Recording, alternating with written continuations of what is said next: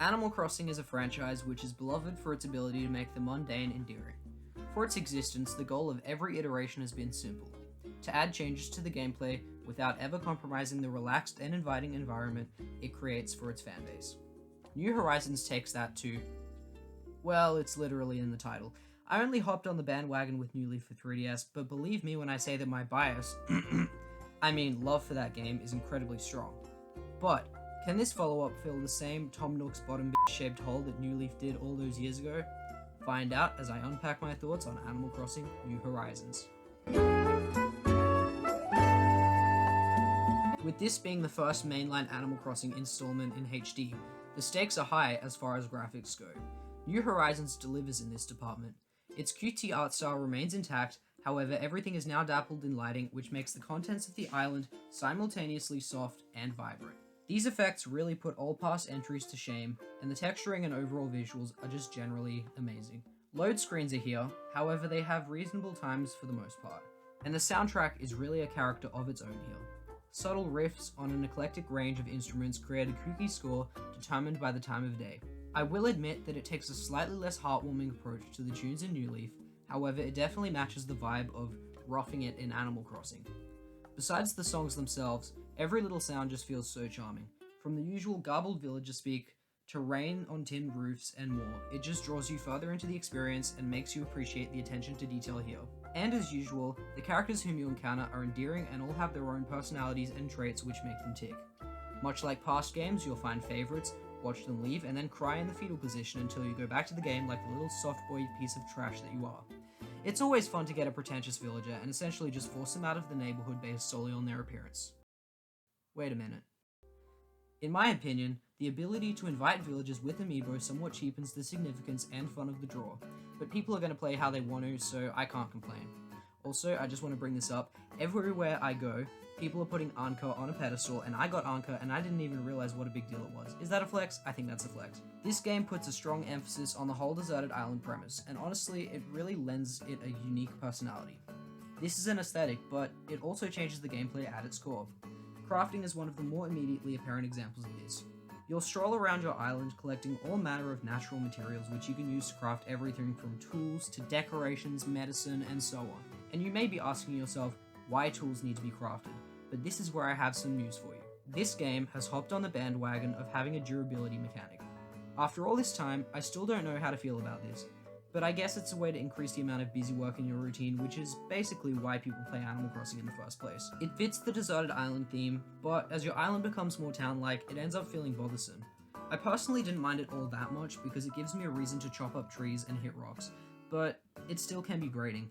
Thankfully, it's also non-existent for traversal tools such as the vaulting pole and ladder. More on those later. Decoration-wise, the crafting mechanic is actually a really welcome addition, because this game has taken a leaf from Happy Home Designer's book and completely overhauled exterior decorating in Animal Crossing. Gone are the days of saving your hard-earned bells to create boring amenities in the form of public works projects, and instead, you now have the opportunity to craft, order, and buy all manner of wonderful decorations ranging in scale which bring personality to your island. The only remnant of public works projects is the methods of construction for bridges and slopes. As if this wasn't amazing enough, customization is now far more straightforward. Instead of bringing Cyrus the furniture and a rare item, you can do it yourself with a customization kit and customize items you have crafted to give that extra degree of creative freedom. This lends itself to the creation of truly special and unique areas with a range of palettes. Crafting also works because it really gives you incentive to consider stockpiling items for recipes that you may acquire later down the track.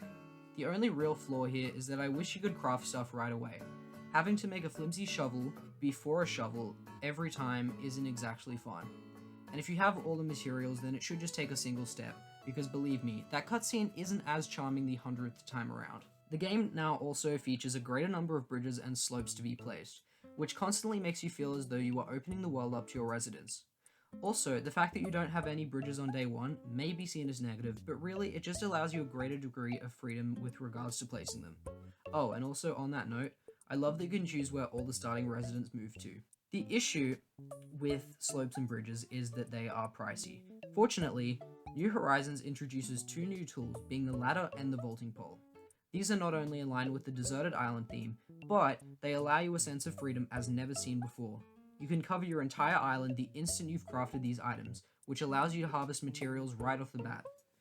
But even if you do have bridges and slopes, they can still save you time if you're far from the nearest one and need to take a shortcut. Something which has also been added here is the cliff, water, and path customization.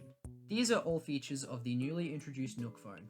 Now, be warned, these aren't actually unlocked until after you beat the core game, which does take some time. Starting with the paths, I feel like this is my favorite feature of the three. It allows you to do something that previously took far too much time in New Leaf with QR codes, and the unlockable paths are all very nicely textured. Rounding the edges is also great, and it feels very Animal Crossing. Path and water customization, on the other hand, are very different. I've seen people everywhere praising these features, and rightfully so. They deliver the freedom of expression that this game has used as its main selling point thus far. And they do so as well as I expected them to. You can alter the geography of your island with both elevation and water, as well as rounding edges and whatnot. It's a great feature on paper, but for me personally, I feel that this sense of maximalism is all a little much for Animal Crossing. This is a part of the experience that sort of clashes with the core idea of integrating the infrastructure into its surroundings, not the other way around. To me, it cheapens the natural and simplistic vibe that Animal Crossing should embody. A complete opposite gripe that I have here is there is a limit for how high your cliffs can extend. This means that you can't build cliffs upon cliffs within your island, which hinders the potential for verticality and metropolitan ambition within this game. I know that this goes against my earlier statement, but if you're going to bring big business into a small town simulator, then at least go all in on it. The usual collectible goodies all return with fossils, bugs, fish, art, and whatnot. The botany mechanic also returns with flower crossbreeding. On that note, this succeeds in the most Animal Crossing of criteria by making grinding feel as though it isn't grinding. Like, you're grinding, but it's just so relaxing, and I'm glad they succeeded at achieving that. One downside, however, is that several fruit varieties are now missing, which in my opinion is a letdown. A more positive change is the new mechanic of being able to eat a piece of fruit and then dig up and replant a tree, or break and change a rock's location. It really just helps with the whole customization of the island process. The catalog feature is also back and is again a great feature for keeping track of anything that's passed through your possession in case you want to buy it back. Another great thing about inventory management here is the ability to purchase bigger pockets with Nook Miles. Oh yeah, Nook Miles are a thing. God, I'm a shitty reviewer. Whatever, it's like a loyalty program and you get them and trade them for doing stuff, it's whatever. But yeah, bigger pockets are great and you'll need them for harvesting materials and whatnot. My wish is that you could mass select items and place them all in storage at once. It's such a small change and would have saved a lot of time. Also, a very specific problem that some people may have is flower overpopulation. The game encourages you to breed flowers, and the only way to really stop this is by putting fences around the flowers. Otherwise it'll rain, villagers will water them, and then you'll have way too many of the things. And I'm sure I might sound like I'm catastrophizing, but the fact that you can't sell sprouts only makes this worse. In all my time playing, I could not find any fix for this, including storing them, so be warned. The usual system of seasons, time of day, and such returns, and all the more glorious in HD. There's always different creatures and activities to do, which is something that really adds to the replay value here. This is only made better by the new ability to select which hemisphere you wish to play in, and actually having the seasons in concurrence with this. Speaking of regions, I feel I should touch on Dodo Airlines. They operate at the airport on your island and can take you both to a mystery island as well as the Islands of Friends, provided you have online services. I don't, so I'm just going to talk about my lousy experience of the former. The first time I went to a mystery island was great. I got some coconuts, hit some rocks, and had a blast. The next several times, however, were awful, because literally the same thing happened. I did some digging and found that you're basically always guaranteed to find the same kind of fruit as you would on your island on these things.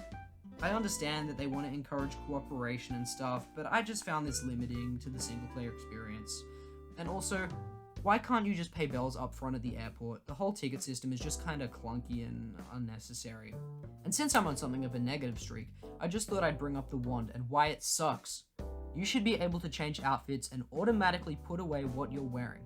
Even worse is the fact that it treats whatever you had on beforehand as a bottom layer in that you can't remove it. This sort of just puts me off it, honestly. Also, I love the daily visitors, with maybe the exception of Gulliver, but the fact that Cap'n and Brewster aren't anywhere to be seen is a real letdown. And that really sums up my thoughts on Animal Crossing New Horizons. What works for this game is really what's always worked in these games. There's always something new to do. Life is the same, and yet there's always a twist. It's a game which helps you to appreciate the little things in all aspects of life. More importantly, it's a great way to forget about everything in your life and just live in a fun little town with pretend talking animals. It does have its flaws, yes, but honestly, you'll still sink hours into it if you enjoy the franchise or if you're a newcomer. I'd give this game a 7 out of 10. Thank you for watching this review of Animal Crossing New Horizons. I hope you've enjoyed it. If you liked this video, be sure to check out some of my others and hit the subscribe button as well as the bell. I'm trying to get this channel off the ground, and any suggestions you leave in the comments will definitely be employed in future uploads. Thank you for watching.